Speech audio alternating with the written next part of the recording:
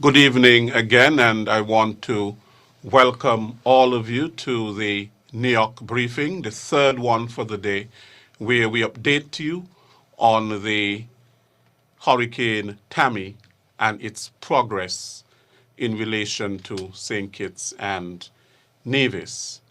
I want to acknowledge with us the Permanent Secretary in the Ministry of National Security, Ms. Cecile Hull, who is here with us, of course, showing her support for what we are doing.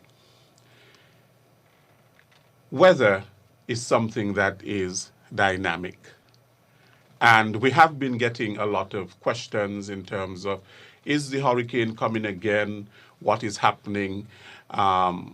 We are just being fooled and all of this kind of a thing. But one of the things about weather is that it's not static, it is dynamic, it can change in the twinkling of an eye, and we are just here to report what is happening in relation to the weather.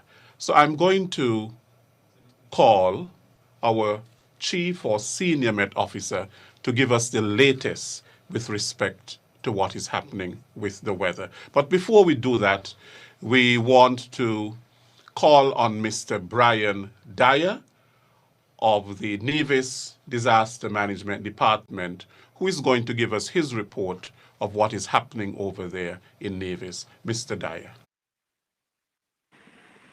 Hi, good evening, all. On Nevis, we are experiencing sporadic periods of rainfall, and this is experienced mostly on the northern side of the island. The wind speeds have died a bit, and so some areas are in a bit of calm. With regards to our shelter operations, we have now 8 persons in shelters at the Jessup Community Center. This number is comprised of 3 males and 5 females, with the age range between 7 years and 59 years. We continue to monitor the situation and provide supplies to the persons in shelters, along with medication. Again, with regards to rainfall, we have experienced more of the rainfall on the northern side of the island. The rain gauge system here on Nevis have shown in Spring Hill we have 13.39 millimeters, Cades Bay 21.29 millimeters of rainfall, and Nizzle Plantation 11.20 millimeters of rainfall. The rain gauges on the south of the island are showing traces of rainfall. So that's an indication that more rain is falling on the northern side of the island. We want to appeal to persons on the northern side of the island with regards to potential for flash flooding as the evening progresses, as that side of the island is more saturated than the southern side. Persons in low-lying areas, we encourage you to remain indoors and to protect yourself from flooding and flood damage as the evening progresses. We also appealing to persons to remain off the streets to ensure that the roads are free for access for the emergency services personnel and for essential workers only. We continue also to appeal to other persons. At the end of the evening, we may be required to conduct our damage assessments. Our volunteers in our communities are on standby to conduct the damage assessment after the all clear is given. So we want to ensure that persons remain indoors until such time. Don't be fooled by the lull in the wind speed at this time. As we progress, through the evening, we expect conditions to deteriorate and deteriorate rapidly as the storm passes to the northeast of the islands. So again, I want to appeal to persons. The emergency contact numbers at the Nevis Disaster Management Department, 469-1423 and 469-7903. If those numbers are not accessible at the time, you can contact my cell number 668-6401. We are here to assist and to ensure that all persons remain safe during the passage of this hurricane season. Thank you very much.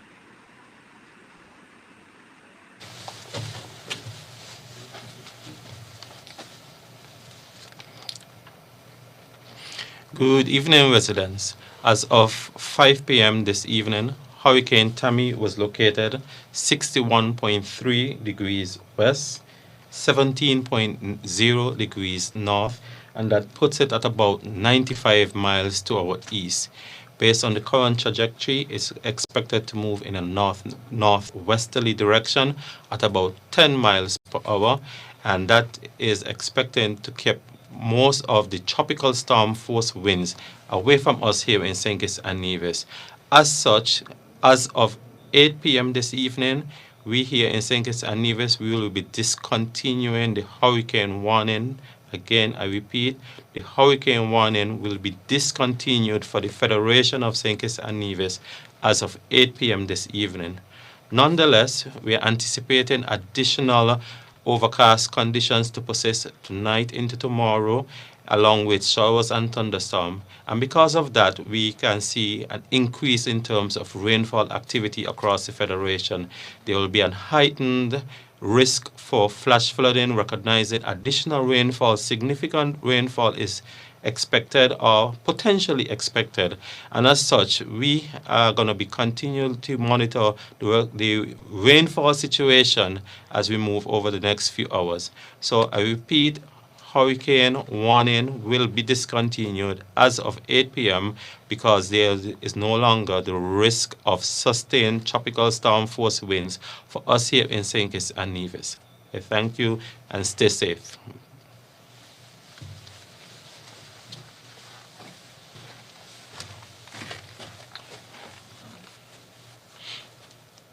Pleasant good evening, citizens and residents. We should be happy for the information that we have just received from Mr. Elmer Burke regarding the discontinuation of the hurricane warning.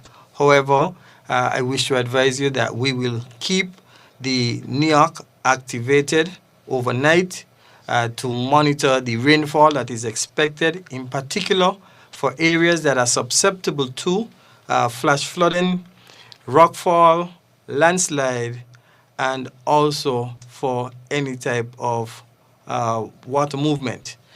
We are encouraging citizens, residents, not to park in known waterways, what we call guts. In other words, please avoid parking in guts or areas that are prone to flash flooding. Our shelters will remain open to provide assistance to our citizens and residents.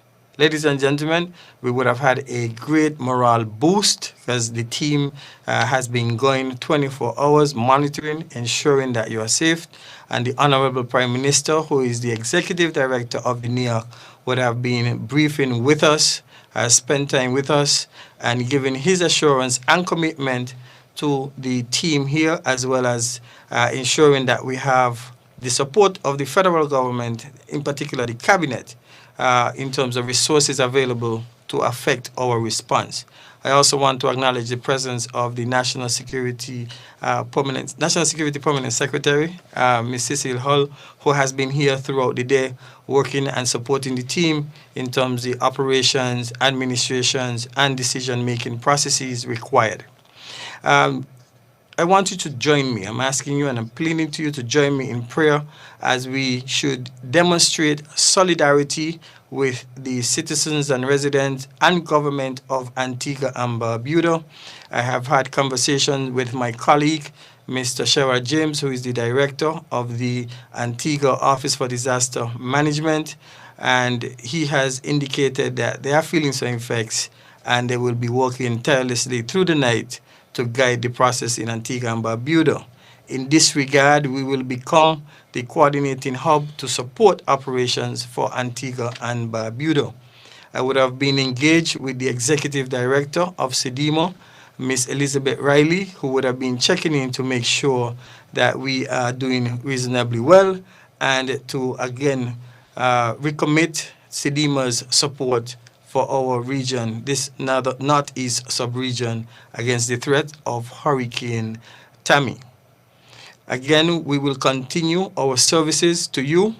We will reevaluate tomorrow morning at about 6 a.m. and we will look at the factors and indicate to the general public what we are going to do in terms of the ports. I know a lot of people asking questions about the airport in particular and the ports, ferry operations. So all of that will be reevaluated as the night goes on, and we will provide information to you tomorrow morning.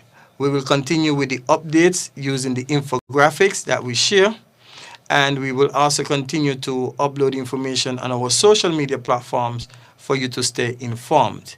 However, I want to take this opportunity to appeal to you to do your best to remain home, stay off the streets. We are expecting rain, and if the weather stays true, then this is going to challenge us in the Federation. You would have heard the report from Mr. Brian Dyer as to the challenges with the rainfall in the northern part of Nevis, and we are expecting the same rainfall here in St. Kitts and in St. Kitts.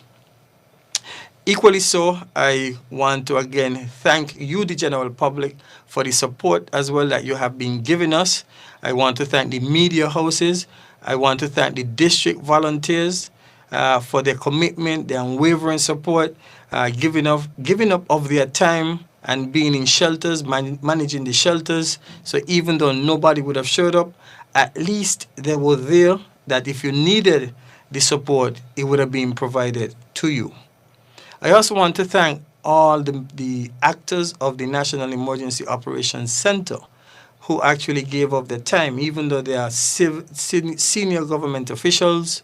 But I want to also acknowledge the NGOs, the Red Cross, and also the private companies that were present in supporting our partial operations in the National Emergency Operations Center.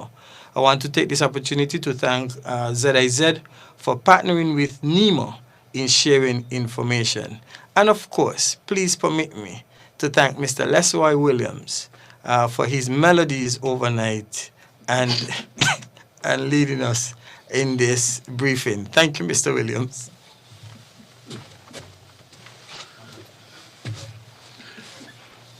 I won't respond to Mr. Samuel, but I want to say that putting country above self is what we have seen in terms of the support from the general public, and that is so important whenever we have natural disasters, because we are putting the country above ourselves. That level of preparation was seen, and we are confident that our people will continue to prepare because we are still in the hurricane season. It doesn't finish until November, the end of November. And as you can see, this one has come very late, which is almost at the end of October. And so we thank you very much for tuning in to these NEOC briefings. Thank you.